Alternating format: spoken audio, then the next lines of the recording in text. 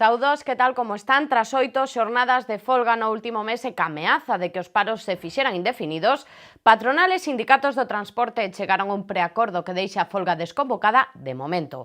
En Santiago, o servizo do autobús urbano quedou normalizado pasadas as 10 da mañá, un conflicto que ven de converterse nun cruce de acusacións entre o PP e Compostela Aberta. Este xoves estaba previsto que a folga do transporte se convertira en indefinida tras 8 xornadas de paros que se celebraron os martes e mércores das últimas 4 semanas. Un preacordo salarial entre patronal e sindicatos permitiu desconvocar a folga. Non entanto podería reactivarse no caso de que os compromisos non se cumpriran. Así as cousas, en Santiago xa funciona o servizo de transporte urbano con normalidade dende as 10 da mañá. A xestión que fixo Compostela Aberta destes paros ven de recibir duras críticas dos populares e que o PP considera que o equipo de Martiño Noriega mantivo un comportamento grave recortando do 40 ao 16% os servizos mínimos. Que se establezcan los servicios mínimos en el 40%. A mí me puede parecer a lo mejor un poco escaso, pero bueno, puede estar en los límites de lo razonable. Lo que no es razonable es que establezcan los servicios mínimos en un 40% el día 20 de junio y unos días más tarde cedan y los dejen en un 16%. Un 16% no es algo serio. Un 16% es desmantelar un servicio público. O concelleiro popular cree que a intención de Compostela Aberta non foi outra que a de avivar o conflito para poder botar as culpas á Xunta. Pero es evidente que han actuado pues, como saboteadores del servicio de transporte urbano.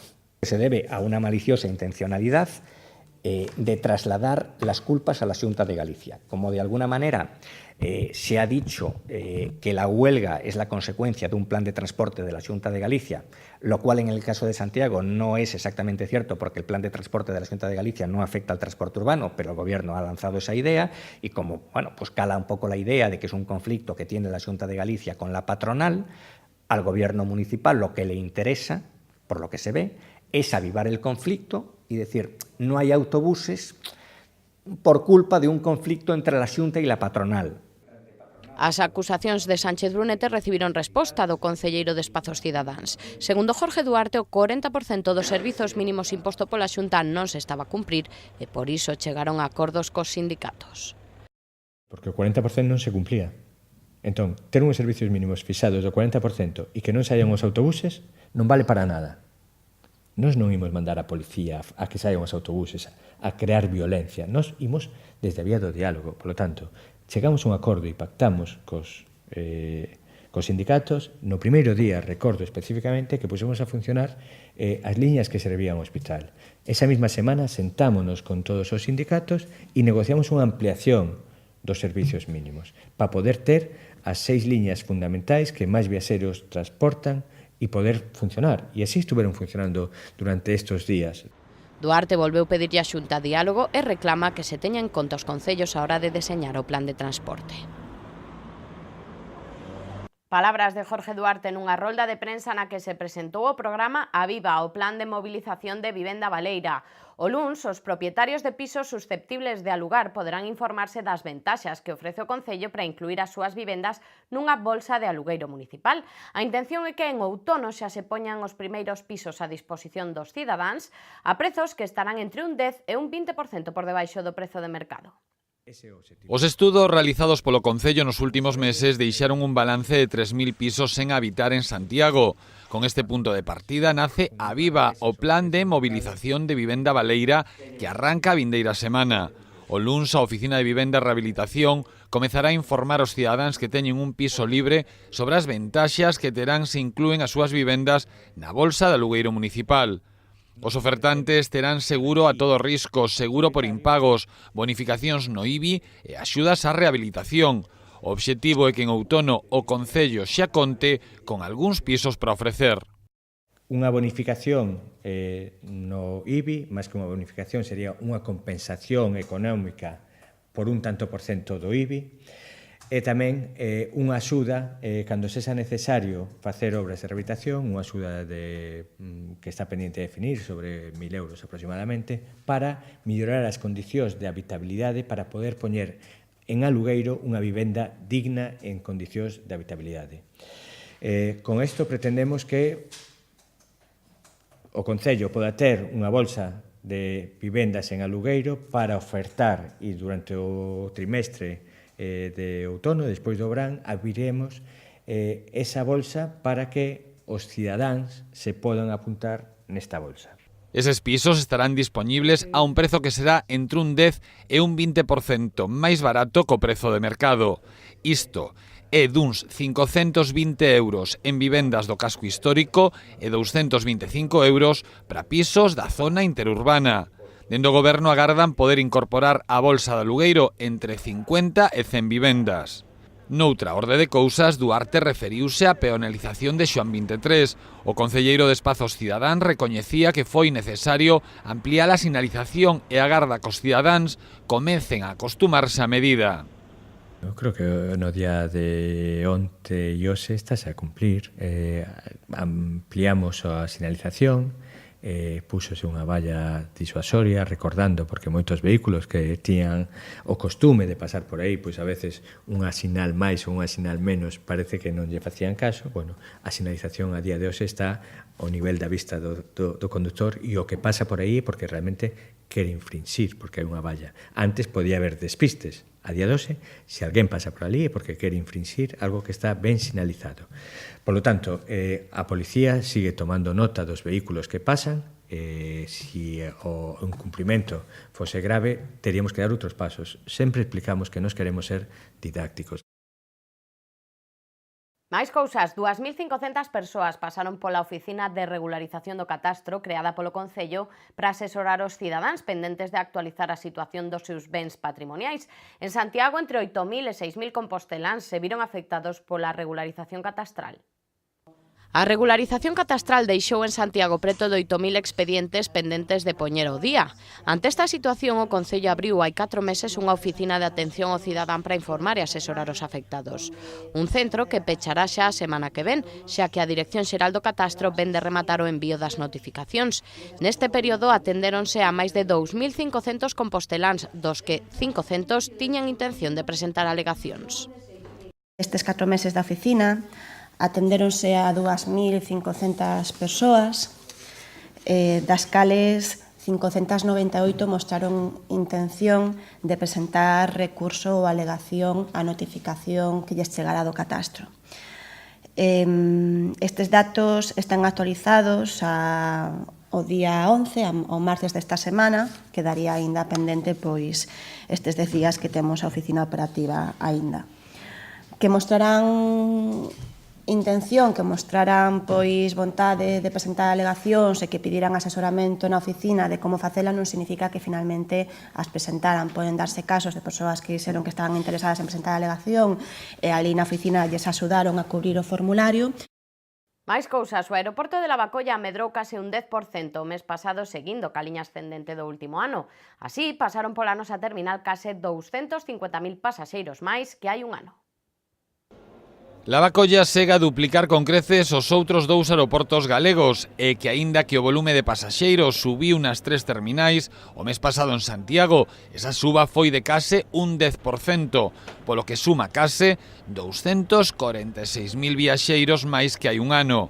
Centrándonos no acumulado deste 2017, o aeroporto compostelán medra case un 7% na primeira metade do ano, situándose no 1.237.000 pasaxeiros. Achegámonos agora ata o Hotel Puerta del Camino, lugar escollido pola Indicación Xeográfica Protexida Ternera Galega para facer balance do 2016. A entidade pechou o ano pasado cun crecemento positivo, subindo por riba do 4%. Un crecemento do 4% consolida a ternera gallega como a base do recén constituído Consello Regulador das IXPs de carne de vacún de Galicia. Así o comentaba hoxe o seu presidente Jesús González ao facer balance do 2016. Un balance que dixo moi positivo ao ter en conta que prácticamente se rexistrou crecemento nas principais magnitudes de ternera gallega. En estes 2 últimos anos, prácticamente o crecemento total estuvo en torno a un 10%, que nos parece un crecemento moi significativo xa coas cifras que ten a IXP. Ese crecemento do 4% que damos así como cifra xeral está sustentado nun crecemento dun 4% nas explotacións, dun 4,1% nos tenreiros identificados, nun 4,6% das canais certificadas, dun 4,1% nas toneladas de carne que saíron ao mercado baixo o amparo da IXP e non 4,4% no valor económico en primeira venda. Ao analizar as cifras do pasado ano, Jesús González destacou un equilibrio dos prezos, pois a pesar de que durante os primeiros meses foron menores que no 2015, nos últimos foron superiores, polo que se pode dicir que o sector segue estable.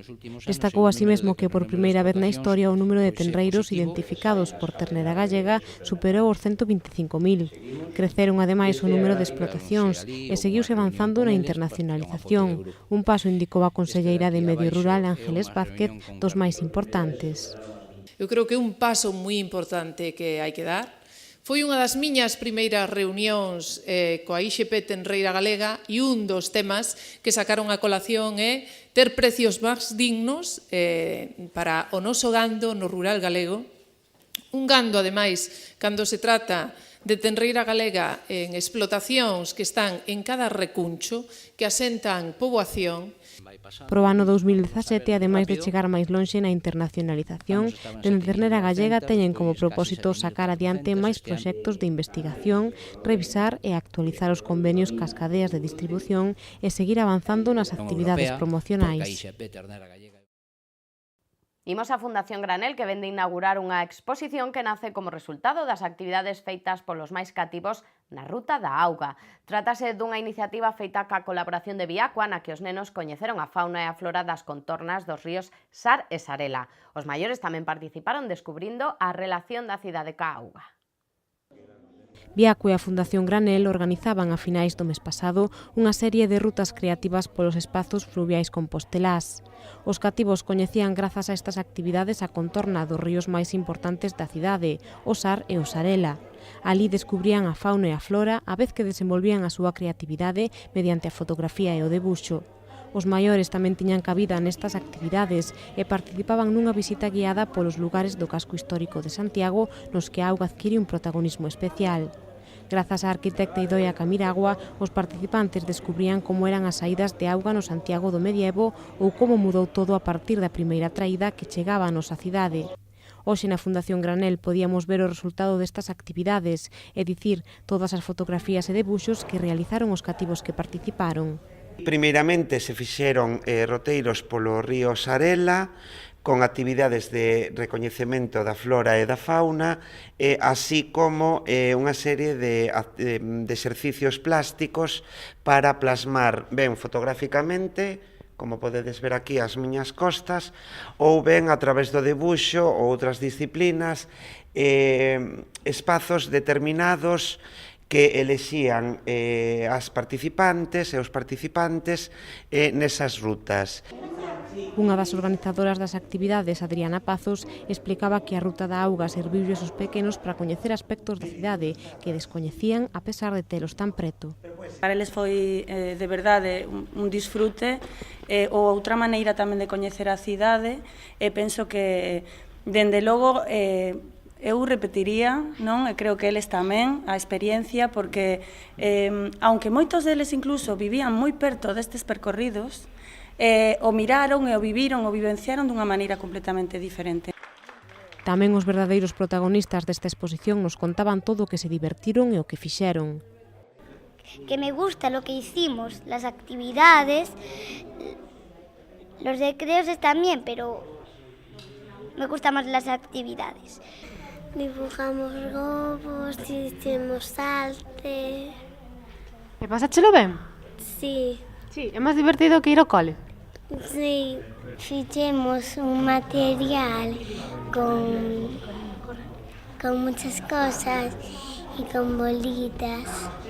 Participei nas actividades que tiñamos que agarrar así os papéis que tiñan dentro un recadro para marcar un paisaxe que a nos gustase e despois eles co seu móvil ou coa cámara facían a foto. A exposición dos pequenos poderase visitar na Sala Lucernario da Fundación Granel ata o vindeiro 10 de setembro. Continuaremos con tempo estable toda a fin de semana. Os detalles da predicción de seguido da man de Meteo Galicia.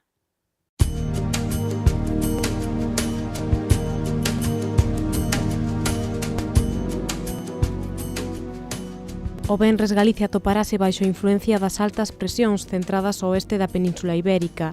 Deste xeito os ceos continuarán pouco anubrados ou despexados con nubes no litoral norte tanto pola mañá como pola noite. As temperaturas mínimas non terán cambios e as máximas ascenderán.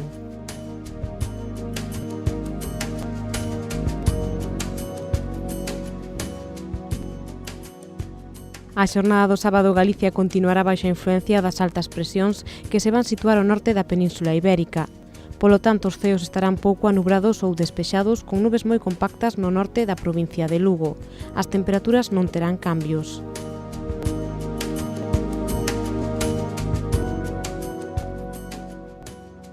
Durante o domingo continuará a influencia anticiclónica sobre Galicia. Deste xeito agárdanse ceos pouco anubrados ou despexados con nubes baixas nas primeiras e derradeiras horas da xornada no norte da provincia de Lugo. As temperaturas máximas e mínimas manteránse.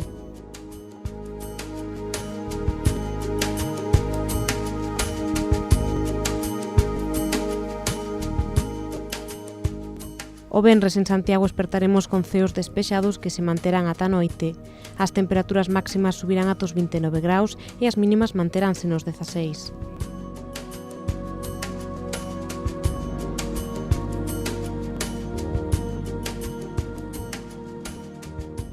O sábado manterase bo tempo. As temperaturas máximas ascenderán ata os 30 graus e as mínimas subirán ata os 17. O vento será feble do nordés.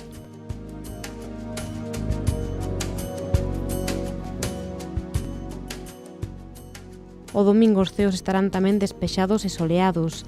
As temperaturas máximas subirán ata os 31 graus e as mínimas baixarán ata os 16. O vento soprará feble do sudoeste. Toca botarlle unha ollada a nosa axenda cultural na que temos moitas propostas que achegarlles para o seu tempo de lecer.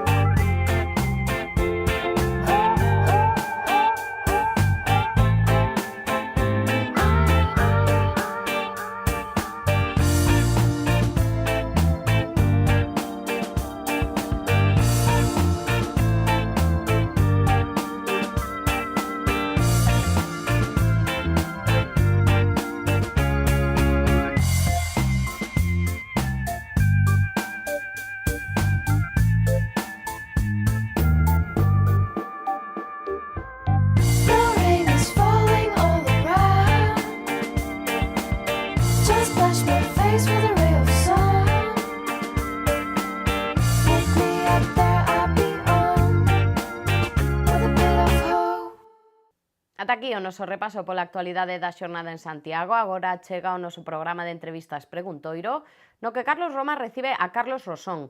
Nos volvemos mañá con toda a información. Que pasen unha feliz xornada.